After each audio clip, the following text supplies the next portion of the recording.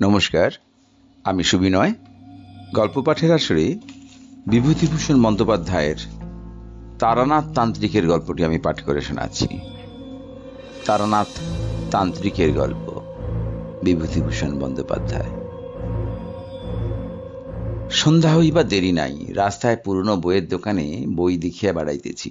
এমন সময় আমার এক বন্ধু কিশোরী সেন আসিয়া বলিল, এই যে এখানে কি, চল চল জ্যোতিষীকে হাত দেখিয়ে আসি। তারানাথ জ্যোতিষীর নাম শুনিসনি? মস্ত বড় গুণী। হাত দেখানোর ঝোঁক চিরকাল আছে, সত্যিকার ভালো জ্যোতিষী কখনো দেখি নাই। জিজ্ঞাসা করিলাম, বড় জ্যোতিষী মানে কি? যা বলে তা সত্যি হয়? আমার অতীত বর্তমান বলতে পারবে? ভবিষ্যতের কথা বললে বিশ্বাস হবে না। বন্ধু বলিল, চলোই না, পকেটে টাকা আছে, 2 টাকা নেবে, তোমার হাত দেখিও, দেখো কি বলতে পারে। কাছে একটা গলির মধ্যে একতলা বাড়ির গায়ে টিনের সাইনবোর্ডে লেখা আছে, তারানাথ জ্যোতির্বিনোদ। এই স্থানে হাত দেখা ও কোষ্ঠী বিচার করা হয়। গ্রহ শান্তির কবচ তন্ত্রোক্ত মতে প্রস্তুত করি। আসুন ও দেখিয়া বিচার করুন। বড় বড় রাজা মহারাজের প্রশংসাপত্র আছে, দর্শনী নাম মাত্র। বন্ধু বলিল, এই বাড়ি? হাসিয়া বলিলাম, লোকটা বোগাস। এত রাজা মহারাজা যার ভক্ত, তার এই বাড়ি? বাহিরের দরজায় কড়া নাড়িতেই ভিতর হইতে একটি ছেলে বলিয়া উঠিল, কে? কিশোরী জিজ্ঞাসা করিল, জ্যোতিষ মশাই আছেন নাকি? ভিতর হইতে খানিকক্ষণ কোনো উত্তর শোনা গেল না। তারপর দরজা খুলিয়া গেল।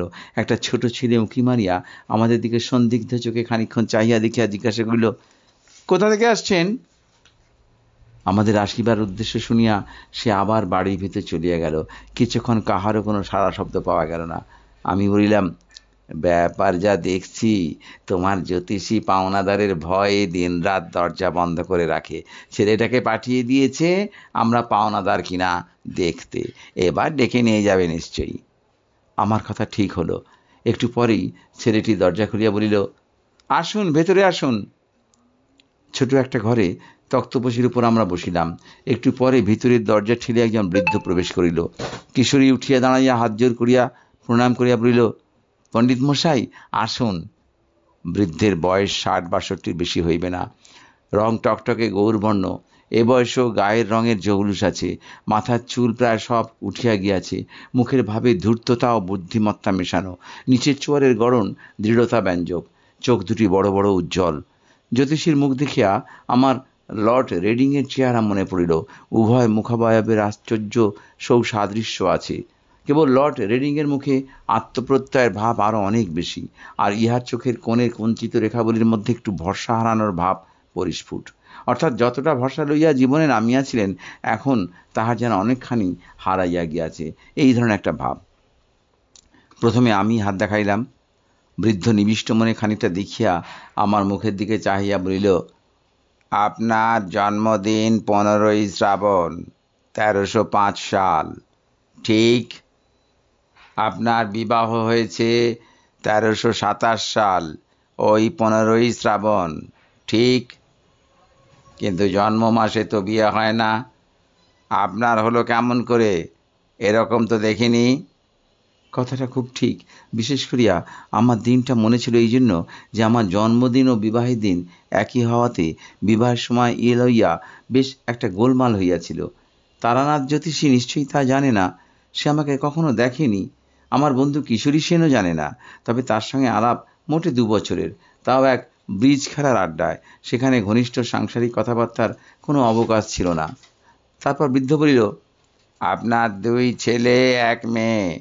আপনার স্ত্রীর শরীর বর্তমানে বড় খারাপ যাচ্ছে। ছেলেবেলায় আপনি একবার গাছ থেকে পড়ে গিয়েছিলেন কিংবা জলে ডুবে গিয়েছিলেন। মঠের উপর আপনার মস্ত বড় ফাঁড়া গিয়েছিল 13 বছর বয়সে। কথা সবই ঠিক। লোকটার কিছু ক্ষমতা আছে দেখিতেছি। হঠাৎ তারানাথ বলিল, বর্তমানে আপনার বড় মানসিক কষ্ট যাচ্ছে, কিছু অর্থ নষ্ট হয়েছে, সে টাকা আর পাবেন না, বরং আরও কিছু ক্ষতিযোগ আছে। আমি আশ্চর্য হইয়া উহার মুখের দিকে চাহিলাম। মাত্র 2 দিন আগে কলুটোলা স্ট্রিটের মোড়ে ট্রাম হইতে নামিবার সময় 5খানা নোটশুদ্ধ মানিব্যাগটা খোয়া গিয়াছে। লজ্জায় পড়িয়া কথাটা কাহাকেও প্রকাশ করি নাই। তারানাথ বোধ হয় থর্ড রিডিং জানে, কিন্তু আরও ক্ষতি হইবে তাহা কেমন করিয়া বলিতেছে। এটুকু বোধ হয় ধাপ্পা। যাই হোক, সাধারণ হাত দেখানো গণকের মতো মন বুঝে শুধু মিষ্টি মিষ্টি কথা বলে না। আমার সম্বন্ধে আরও অনেক কথা সেদিন সে বলিয়াছিল। লোকটার উপর আমার শ্রদ্ধা হইল। মাঝে মাঝে তার ওখানে যাইতাম, হাত দেখাইতে জানতাম তা ঠিক নয়, প্রায় যাইতাম আড্ডা দিতে। লোকটার বড় অদ্ভুত ইতিহাস। অল্প বয়স হইতে সাধু সন্ন্যাসীদের সঙ্গে বেড়াইতে বেড়াইতে সে এক তান্ত্রিক গুরুর সাক্ষাৎ পায়। তান্ত্রিক খুব ক্ষমতাশালী ছিলেন। তার কাছে কিছুদিন তন্ত্র সাধন করিবার ফলে তারানাথও কিছু ক্ষমতা পাইয়াছিল। তাহা লইয়া কলিকাতায় আসিয়া কারবার খুলিল এবং গুরুদত্ত ক্ষমতা ভাঙাইয়া খাইতে শুরু করিল। শেয়ার মার্কেট, ঘোড়দৌড়, ফাটকা ইত্যাদি ব্যাপারে সে তাহার ক্ষমতা দেখাইয়া শীঘ্রই এমন নাম করিয়া বসিল যে বড় বড় মারোয়াড়ির মোটর গাড়ির ভিড়ে শনিবার সকালে তার বাড়ির গলি আটকাইয়া থাকিত। পয়সা আসিতে শুরু করিল অজস্র। যে পথে আসিল সেই পথেই বাহির হইয়াও গেল। হাতে একটিও পয়সা দাঁড়াইল না। তারানাথের জীবনে 3টি নেশা ছিল প্রবল: ঘোড়দৌড়, নারী, সুরা। এই 3 দেবতাকে তুষ্ট রাখিতে কত বড় বড় ধনির দুলাল যথাসর্বস্ব আহুতি দিয়া পথের ফকির সাজিয়াছে। তারানাথ তো সামান্য গণৎকার ব্রাহ্মণ মাত্র। প্রথম কয়েক বৎসরে তারানাথ যাহা পয়সা করিয়াছিল, পরবর্তী কয়েক বৎসরের মধ্যে তাহা কর্পূরের ন্যায় উবিয়া গেল। এদিকে ক্ষমতার অপব্যবহার করিতে করিতে ক্ষমতাটুকু প্রায় গেল। ক্ষমতা যাইবার সঙ্গে সঙ্গে সত্যকার পয়সারও তার নষ্ট হল।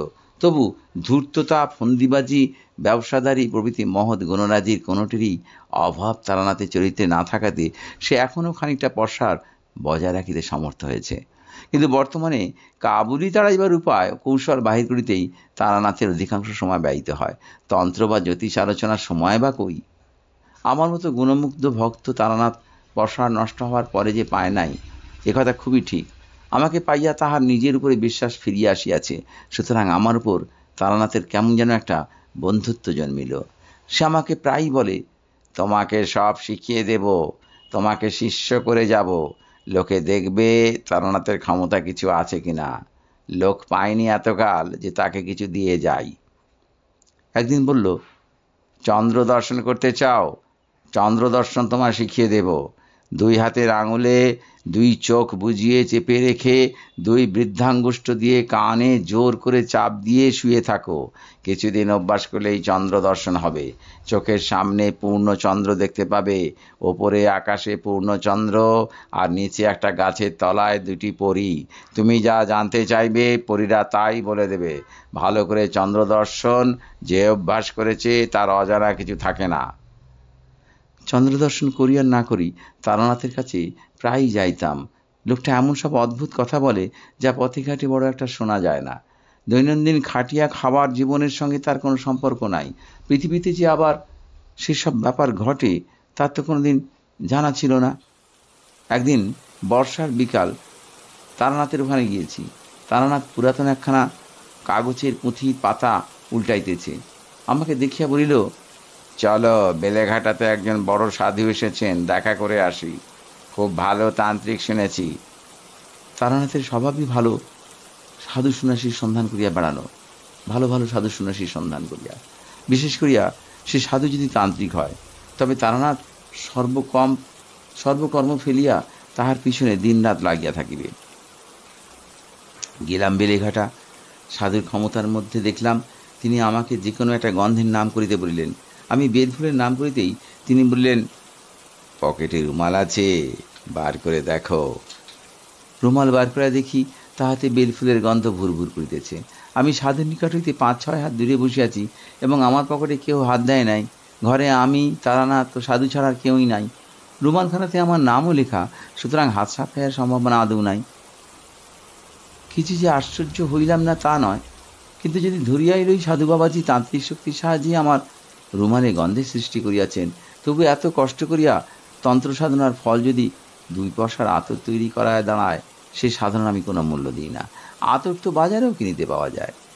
ফিরিবার সময় তারানাথ বলিল, না, লোকটা নিম্ন শ্রেণীর তন্ত্র সাধনা করেছে, তারই ফলে 2-1টা সামান্য শক্তি পেয়েছে। তাই বা পায় কি করিয়া? বৈজ্ঞানিক উপায়ে কৃত্রিম আতর প্রস্তুত করিতেও তো অনেক তোড়জোড়ের দরকার হয়। মুহূর্তের মধ্যে একজন লোক দূর হইতে আমার রুমালে যে বেলফুলের গন্ধ চালনা করিল, তাহার পিছনে তো একটা প্রকাণ্ড বৈজ্ঞানিক অসম্ভবতা রইয়াছে। কন্ট্যাক্ট অ্যাট এ ডিস্ট্যান্স, এর মোটা সমস্যাটাই তো ওর মধ্যে জড়ানো। যদি ধরি হিপনোটিজম, সাধুর ইচ্ছাশক্তি আমার উপর ততক্ষণ কার্যকর হইতে পারে যতক্ষণ আমি তাহার নিকট আছি।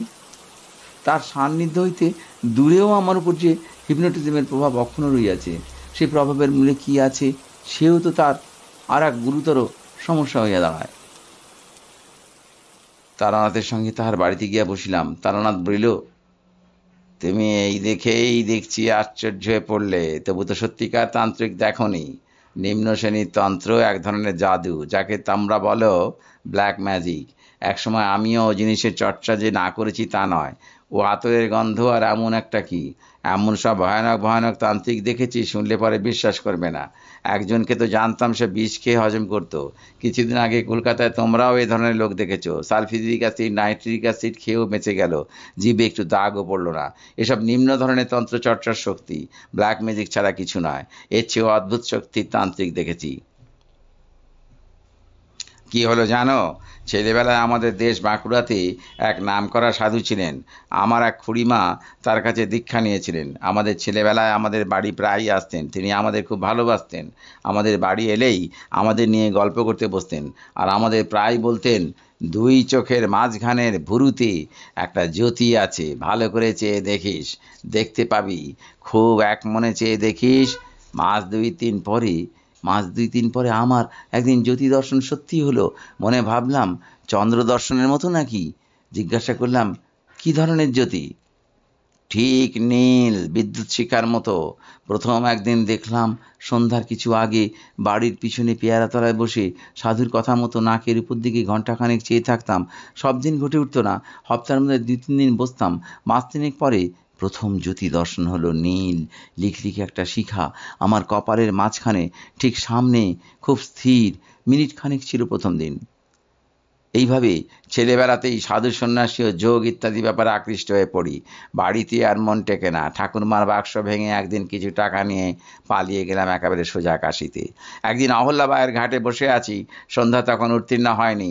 মন্দিরে মন্দিরে আরতি চলেছে। এমন সময় একজন লম্বা চওড়া চেহারার সাধুকে খড়ম পায়ে দিয়ে কমণ্ডলু হাতে ঘাটের পৈঠায় নামতে দেখলাম। তার সারা দেহে এমন কিছু একটা ছিল যা আমাকে আর অন্যদিকে চোখ ফেরাতে দিলে না। সাধু তো কতই দেখি, চুপ করে আছি। সাধু বাবাজি জল ভরে পৈঠা বেয়ে উঠতে উঠতে হঠাৎ আমার দিকে চেয়ে খাসা বাংলায় বললেন, বাবাজির বাড়ি কোথায়? আমি বললাম, বাঁকুড়া জেলায় মালিয়াপাড়া, রুদ্রপুর। সাধু থমকে দাঁড়ালেন, বললেন, মালিয়াপাড়া, রুদ্রপুর। তারপর কি যেন একটা ভাবলেন। খুব অল্পক্ষণ একটু অন্যমনস্ক হয়ে বললেন, রুদ্রপুরের রামরূপ সান্যালের নাম শুনেছ? তাদের বংশে এখন কে আছে জানো? আমাদের গ্রামে সান্যালেরা একসময় খুব অবস্থাপন্ন ছিল। খুব বড় বাড়িঘর, দরজায় হাতি বাঁধা থাকতে শুনেছি, কিন্তু এখন তাদের অবস্থা খুব খারাপ। কিন্তু রামরূপ সান্যালের নাম তো কোনোদিন শুনিনি। সন্ন্যাসীকে সসম্ভ্রমে সে কথা বলতে তিনি হেসে বললেন, তোমার বয়স আর কতটুকু? তুমি জানবে কি করে? খেয়াঘাটের কাছে শিব মন্দিরটা আছে তো। খেয়াঘাট? রুদ্রপুরে নদীই নেই, মজে গিয়েছে কোন কালে। এখন তার উপর দিয়ে মানুষ গরু হেঁটে চলে যায়। তবু পুরনো নদীর খাতের ধারে একটা বহু প্রাচীন জীর্ণ শিব মন্দির জঙ্গলাবৃত হয়ে পড়ে আছে বটে। শুনেছি সান্যালদেরই কোনো পূর্বপুরুষ ওই শিব মন্দির প্রতিষ্ঠা করেন। কিন্তু এইসব কথা উনি কি করে জানলেন? বিস্ময়ের সুরে বললাম, আপনি আমাদের গাঁয়ের কথা জানেন দেখছি। সন্ন্যাসী মৃদু হাসলেন। এমন হাসি শুধু স্নেহময় বৃদ্ধ পিতামহের মুখে দেখা যায়, তার অতি তরুণ অবোধ পৌত্রের কোনো ছেলে মানুষের কথার জন্য। সত্যি বলছি, সে হাসির স্মৃতি আমি এখনো বলতে পারিনি। খুব উঁচু না হলে অমন হাসি মানুষ হাসতে পারে না।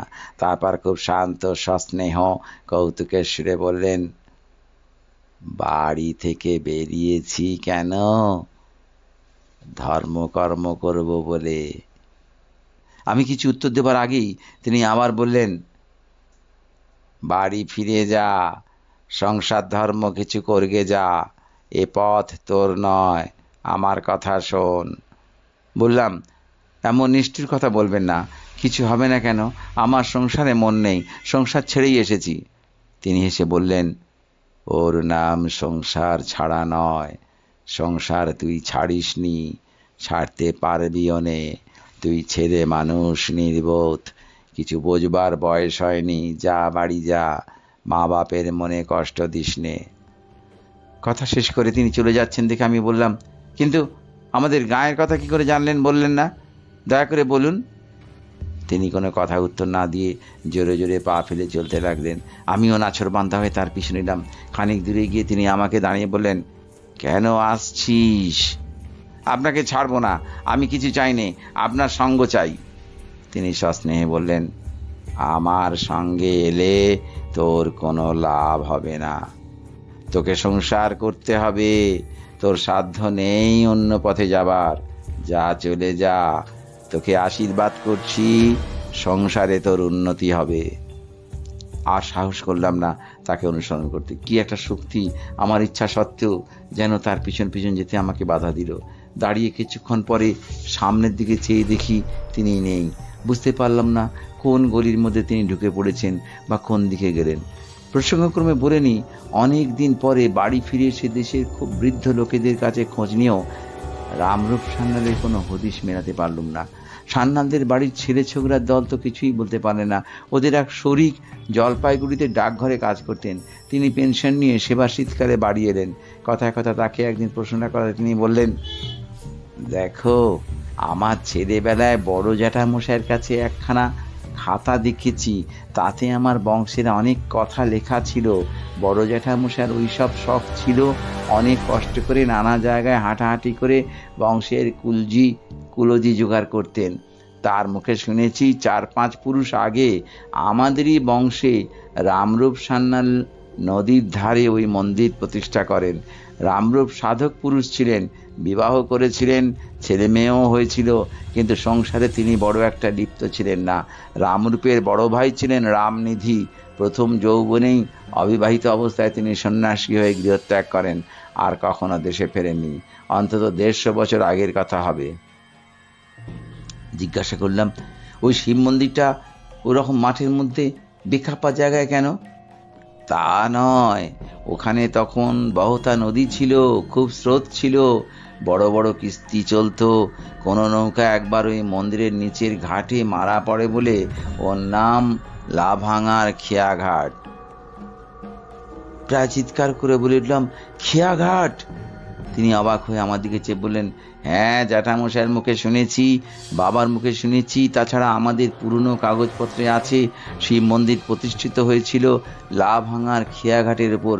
কেন বলো তো? এসব কথা তোমার জানবার কি দরকার হলো? বইটই লিখছো নাকি?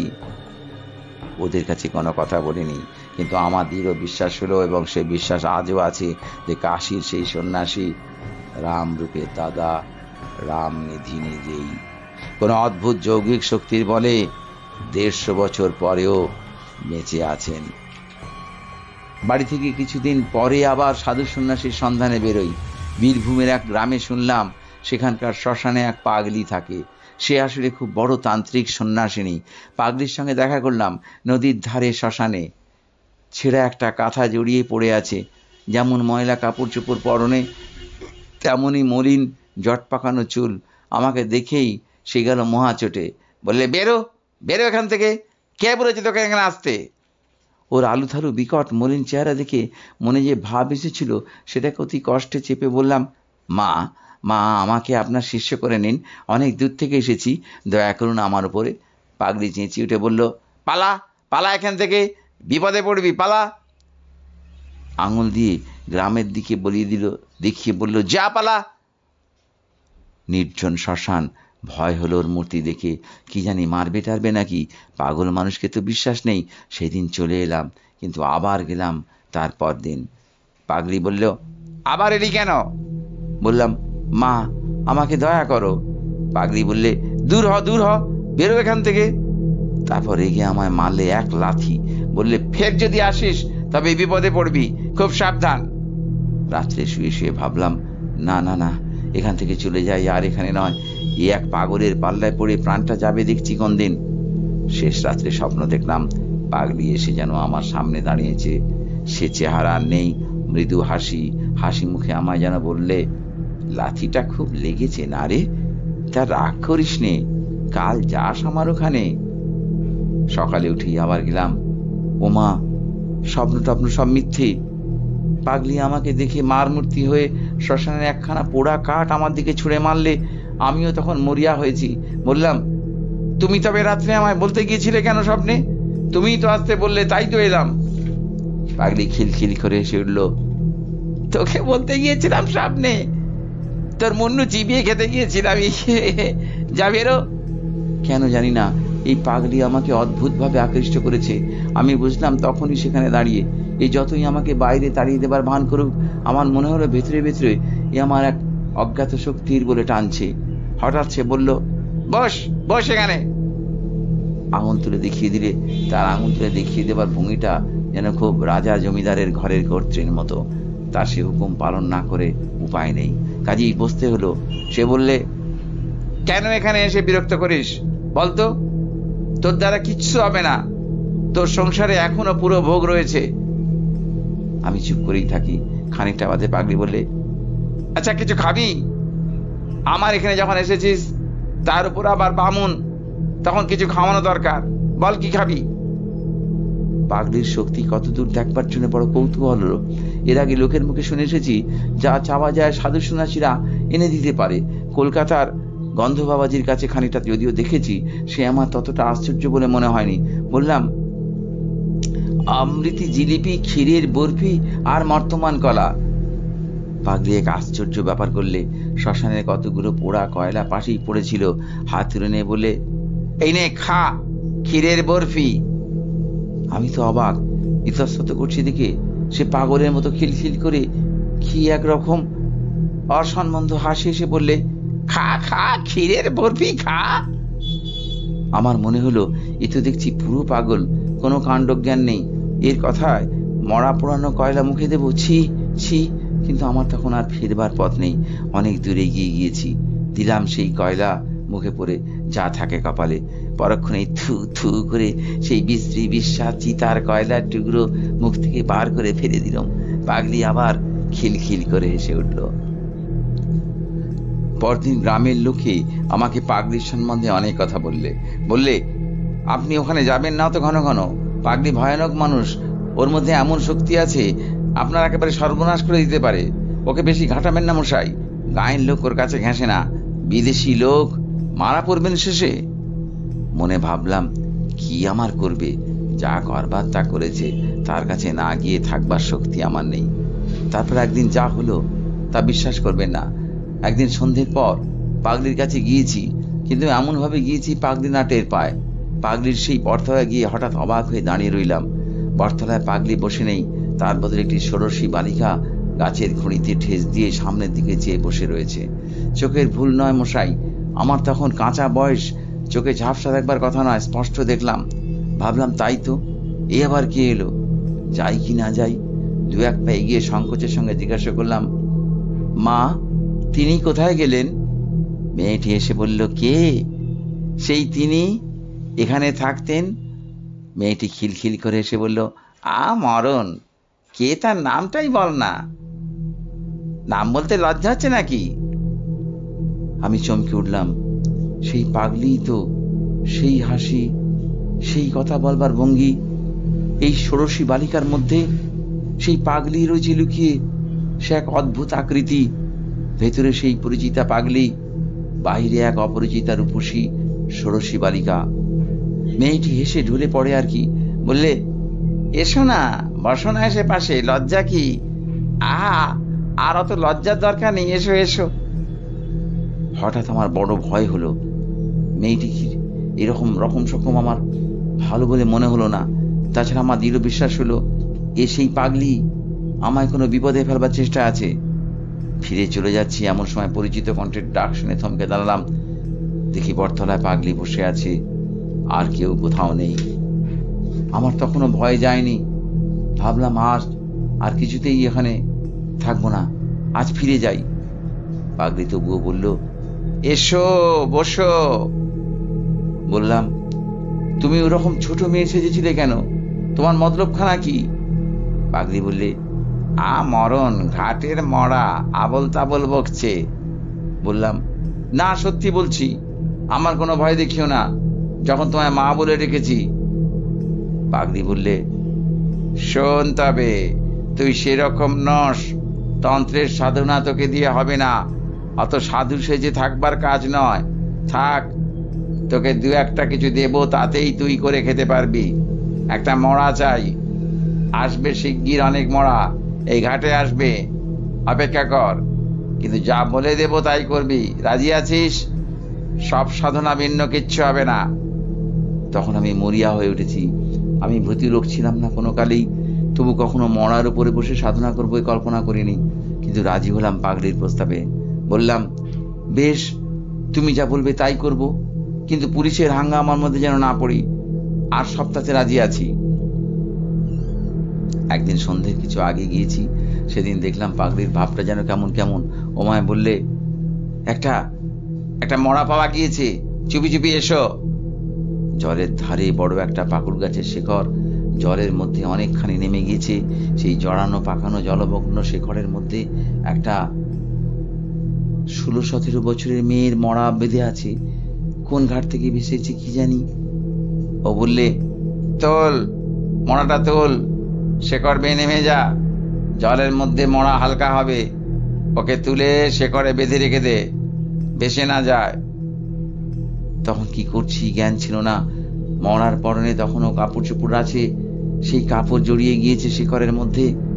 আমাকে বিশেষ বেগ পেতে হলো না, অল্প চেষ্টাতে সেটা টেনে তুললাম। পাগলি বললে, মরার ওপরে বসে তোকে সাধনা করতে হবে, ভয় পাবি না তো? ভয় পেয়েছিস কি মরেছিস? আমি হঠাৎ আশ্চর্য হয়ে চিৎকার করে উঠলাম। মরার মুখ তখন আমার নজরে পড়েছে। সেদিনকার সেই ষোড়শী বালিকা, অবিকল সেই মুখ, সেই চোখ, কোনো তফাৎ নেই। পাগলি বললে, চেঁচিয়ে মরছিস কেন? ও আপদ। আমার মাথার মধ্যে কেমন যেন গোলমাল হয়ে গিয়েছে। তখন পাগলিকে দেখে তখন আমার অত্যন্ত ভয় হলো। মনে ভাবলাম, এ অতি ভয়ানক লোক দেখছি, গায়ের লোক ঠিকই বলে। কিন্তু ফিরবার পথ তখন আমার বন্ধ। পাগলি আমায় যা যা করতে বলল, সন্ধে থেকে আমাকে তা করতে হলো। সব সাধনার অনুষ্ঠান সম্বন্ধে সব কথা বলারও নয়। সন্ধ্যের পর থেকেই আমি সবের উপরে আসন করে বসবো, তখন তুইও বসবি। পাগলি একটা অর্থশূন্য মন্ত্র আমাকে বলল, সেটাই জপ করতে হবে অনবরত। আমার বিশ্বাস হয়নি যে এতে কিছু হয়। এমনকি ও যখন বললে, যদি কোনো বিভীষিকা দেখো তবে ভয় পাবে না, ভয় পেলে মরবে, তখনও আমার মনে বিশ্বাস হয়নি। রাত্রি দুপুর হলো ক্রমে, নির্জন শ্মশান, কেউ কোনো দিকে নেই, নীরব অন্ধকার, দিক বিদিক লুকিয়েছে। পাগলি যে কোথায় গেল তা আমি দেখতে পেলাম না। হঠাৎ একপাল শিয়াল ডেকে উঠল নদীর ধারে একটা ঝোপের আড়াল থেকে। শিয়ালের ডাক থেকে তো কতই শুনি, কিন্তু সেই ভয়ানক শ্মশানে একটা টাটকা মরার উপরে বসে সেই শিয়ালের ডাকে আমার সর্বাঙ্গ শিউরে উঠল। ঠিক সঙ্গে সঙ্গে আরেকটি ব্যাপার ঘটল। বিশ্বাস করা না করা তোমাদের ইচ্ছা, কিন্তু তোমার কাছে মিথ্যে বলে কোনো স্বার্থ নেই। আমি তারানাথ, জ্যোতিষী, বুঝি কেবল পয়সা। তুমি আমাকে 1 পয়সা দেবে না, সুতরাং তোমার কাছে মিথ্যে বলতে যাব কেন? শিয়াল ডাকার সঙ্গে সঙ্গে আমার মনে হলো, শ্মশানের নিচে নদী জল থেকে দলে দলে সব বউ মানুষরা উঠে আসছে। অল্প বয়সী বউ, মুখে ঘোমটা টানা, জল থেকে উঠে এলো, অথচ কাপড় ভিজে কারো নয়। দলে দলে 1টা, 2টো, 5টা, 10টা, 20টা, তারা সকলে এসে আমায় ঘিরে দাঁড়ালো। আমি এক মনে মন্ত্র জপ করছি, ভাবছি যা হয় তা হবে। একটু ভালো ভালো করে চাইতে গিয়ে দেখি আমার চারপাশে একটাও বউ নয়, সব পাখি। বীরভূমের নদীর চরে যে পাখিগুলো হয়, 2 পায়ে গম্ভীর ভাবে হাঁটে, ঠিক যেন মানুষের মতো। এক মুহূর্তে মনটা হালকা হয়ে গেল। তাই তাই বলো, হরি হরি, এ তো পাখি। চিন্তাটা আমার সম্পূর্ণ শেষ হয়নি, পরক্ষণে আমার চারপাশে মেয়ে গলায় কারা খল খল করে এসে উঠল। আমার গায়ে রক্ত আরো হিম হয়ে জমে গেল। সেই দেখি তখন একটাও পাখি নয়, আবার দেখছি সবই অল্প বয়সী বউ। তারা তখন সবাই একযোগে ঘোমটা খুলে আমার দিকে চেয়ে আছে, আর তাদের চারদিকে সেই বড় মাঠের যেদিকে তাকাই অসংখ্য নরকঙ্কাল, দূরে নিকটে ডাইনে বাঁয়ে অন্ধকারের মধ্যে সাদা সাদা নরকঙ্কাল দাঁড়িয়ে আছে। গতকালের পুরনো জীর্ণ হাড়ের কঙ্কাল। তাদের অনেকগুলোর হাতের সব আঙুল নেই, অনেকগুলোর হাড় রোদে জ্বলে চটা উঠে ক্ষয়ে গিয়েছে। কোনোটার মাথার খুলি ফুটো, কোনোটার পায়ের নড়ির হাড় ভেঙে বেঁকে গেছে। তাদের মুখও নানা দিকে ফেরানো। দাঁড়াবার ভঙ্গি দেখে মনে হয় কেউ যেন তাদের বহু যত্নে তুলে ধরে দাঁড় করিয়ে রেখেছে। কঙ্কালের আড়ালে পেছন থেকে যে লোকটা এদের খাড়া করে রেখেছে, সে যেই ছেড়ে দেবে অমনি কঙ্কালগুলো যেন হুড়মুড় করে ভেঙে পড়ে যাবে। জীর্ণ ভাঙাচোরা তোবড়ানো নোনা ধরা হাড়ের রাশি যেন মনে হচ্ছে স্তূপাকার হয়ে যাবে। অথচ তারা যেন সবাই সজীব, সকলেই আমাকে পাহারা দিচ্ছে। আমি যেন প্রাণ নিয়ে এই শ্মশান থেকে পালাতে না পারি। হাড়ের হাত বাড়িয়ে একযোগে সবাই যেন আমায় গলা টিপে মারবার অপেক্ষায় আছে। উঠে সোজা দৌড় দেবো ভাবছি, এমন সময় দেখি আমার সামনে এক অতি রূপসী বালিকা আমার পথ আগলে হাসি মুখে দাঁড়িয়ে। হে আবার কি! যা হোক, সব রকম ব্যাপারের জন্য আজ প্রস্তুত না হয়ে আর সব সাধনা করতে নামিনি। আমি কিছু বলবার আগেই মেয়েটি হেসে হেসে বললে, আমি ষোড়শী, মহাবিদ্যাদের মধ্যে শ্রেষ্ঠ। আমায় তোমার পছন্দ হয় না? মহাবিদ্যাটিদ্যার নাম শুনেছিলাম বটে পাগড়ির কাছে, কিন্তু তাদের তো শুনেছি অনেক সাধনা করেও দেখা মেলে না, আর এত সহজেই নেই। বললাম, আমার মহা সৌভাগ্য যে আপনি এসেছেন। আমার জীবন ধন্য হলো। মেয়েটি বললে, তবে তুমি মহাডামরি সাধনা করছো কেন? আগে আমি তো জানি না কোন সাধনা কিরকম। পাগলি আমায় যেমন বলে দিয়েছে তেমনি করছি। বেশ, মহাডামরি সাধনা তুমি ছাড়ো, ও মন্ত্র জপ করো না। যখন দেখা দিয়েছি তখন তোমার আর কিছুতে দরকার নেই। তুমি মহাডামরি ভৈরবীকে দেখনি? অতি বিকট তার চেহারা, তুমি ভয় পাবে। ছেড়ে দাও ও মন্ত্র। সাহসে ভর করে বললাম, সাধনা করে আপনাদের আনতে হয় শুনেছি, আপনি এত সহজে আমাকে দেখা দিলেন কেন? তোমার সন্দেহ হচ্ছে? আমার মনে হলো এই মুখ আমি আগে কোথাও দেখেছি, কিন্তু তখন আমার মাথা গোলমাল হয়ে গেছে, কিছুই ঠিক করতে পারলাম না। বললাম, সন্দেহ নয়, কিন্তু বড় আশ্চর্য হয়ে গেছি। আমি কিছুই জানি নে কে আপনারা। যদি অপরাধ করি মাফ করুন, কিন্তু কথাটার জবাব যদি পাই। বালিকা বললে, মহাডামরুকে চেনো না? আমাকেও চেনো না? তাহলে আর চিনে কাজ নেই। এসেছি কেন জিজ্ঞাসা করছো?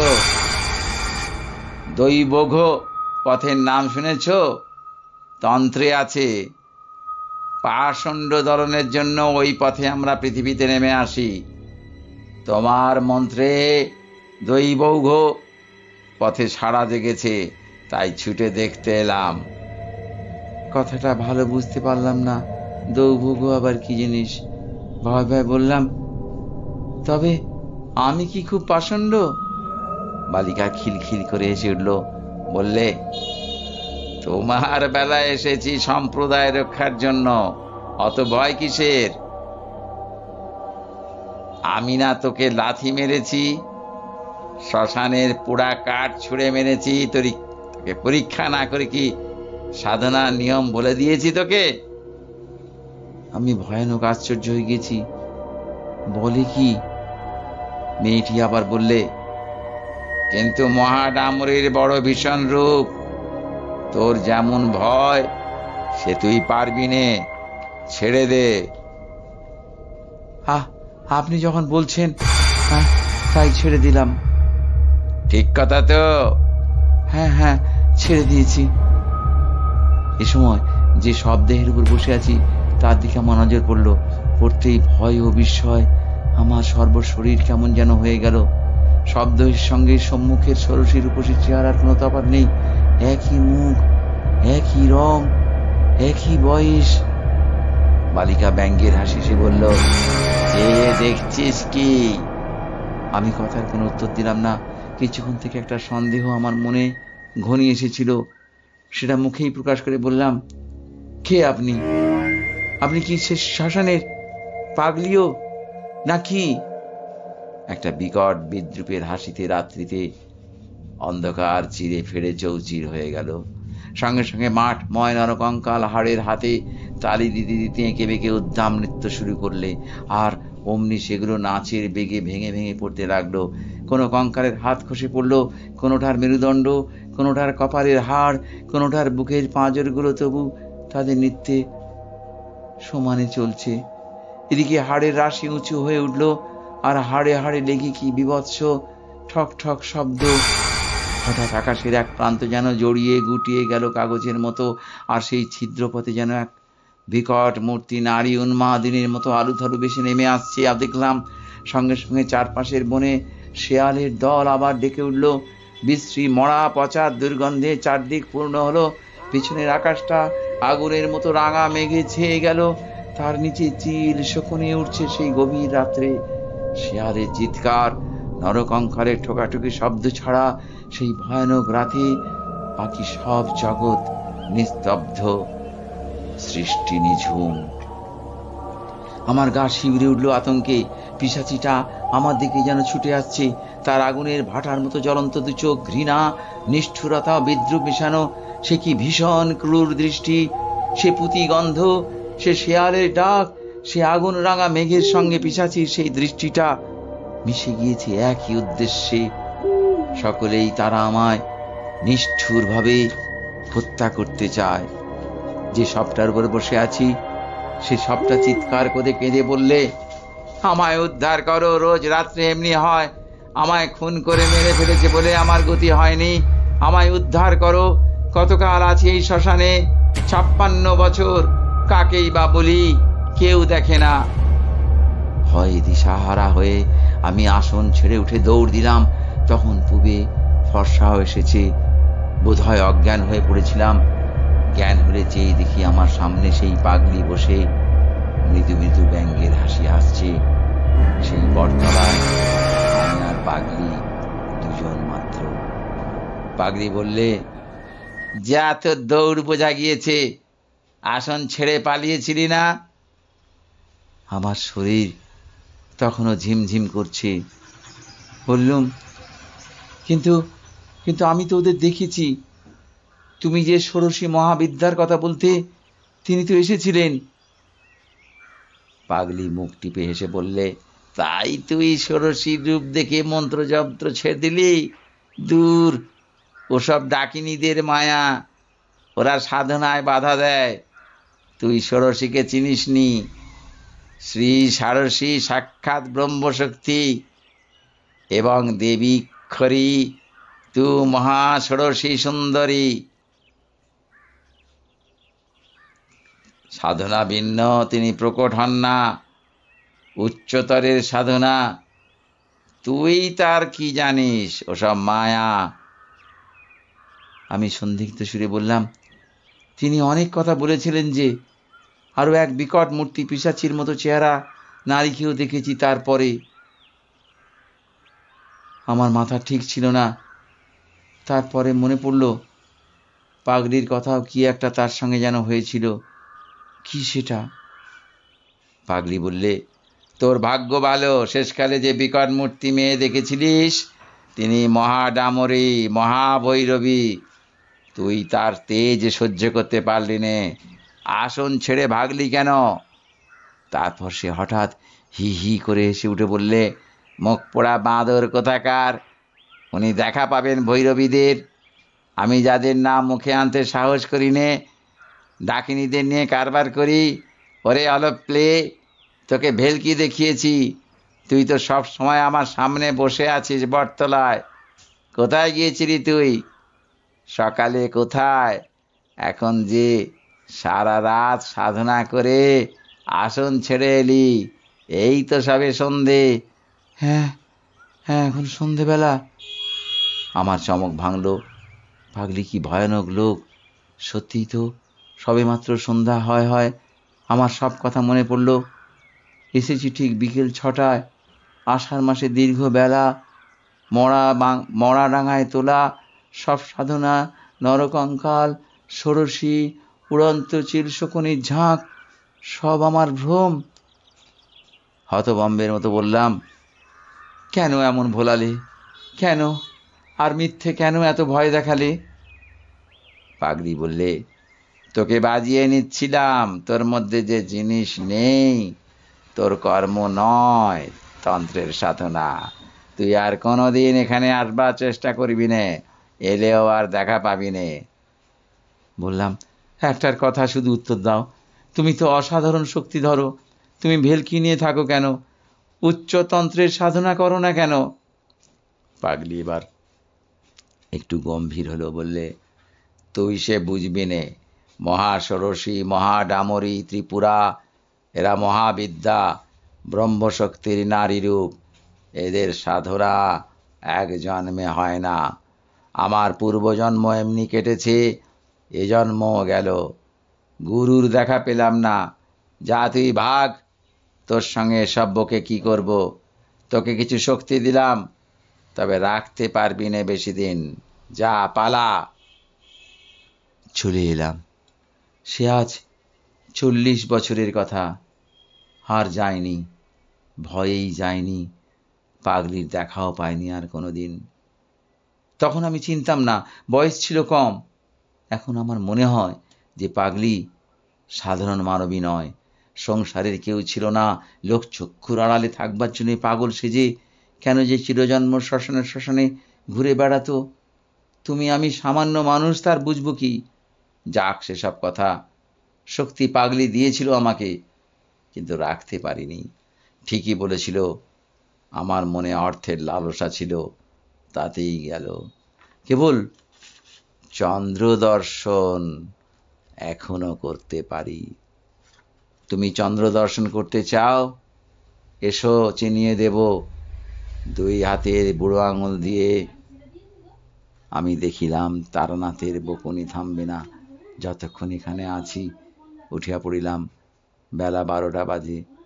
আপাতত চন্দ্র দর্শন অপেক্ষা গুরুতর কাজ বাকি। তারানাথের কথা বিশ্বাস করিয়াছি কিনা জিজ্ঞাসা করিতেছেন?